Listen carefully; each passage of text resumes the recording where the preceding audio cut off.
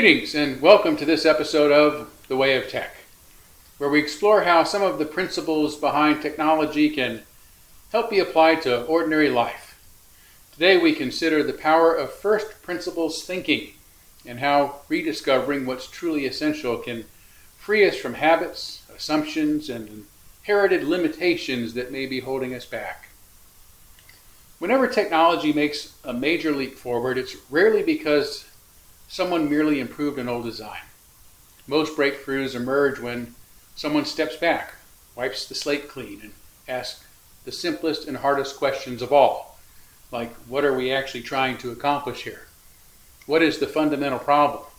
What are the basic truths, and what becomes possible once everything non-essential is removed? It's not starting from scratch, but it is starting over from the basics. Among the clearest of such thinking are the many successes it's brought entrepreneur and engineer Elon Musk. According to his biographer Walter Isaacson, Musk defines the principle as drilling down to the basic physics of the situation and building up from there. For example, when seeking to design rockets that are as rapidly reusable as airplanes, Musk and his engineers realized the weight of typical landing legs, especially for Starship's gigantic boosters, would increase its cost and reduce payloads it could lift. But by asking first principle questions like, what is a rocket booster? What forces act on it? What is the simplest, most direct way to stabilize it and guide it safely home? A new idea emerged.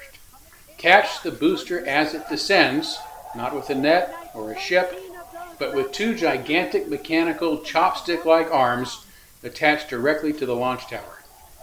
As Musk put it, legs would certainly work, but the best part is no part. And so, a solution that seemed outrageous became obvious once all prior assumptions went away. We're now down to 3 Raptor engines. We can see those chopsticks now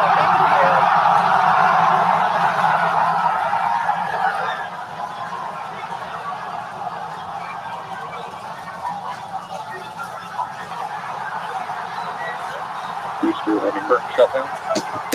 Nicodilla had popped the booster.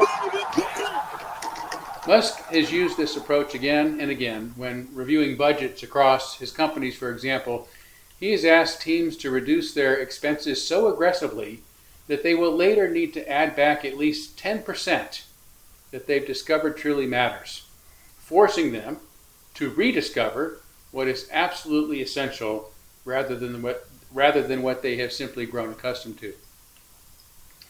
This isn't just cost cutting, it's assumption cutting, a method for breaking through intellectual inertia.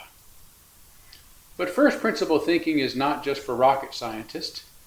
It's a practice available to all of us, a way of looking honestly at our habits, beliefs, obligations, priorities, and our fears by asking what is truly necessary here. What am I doing simply because I've always done it?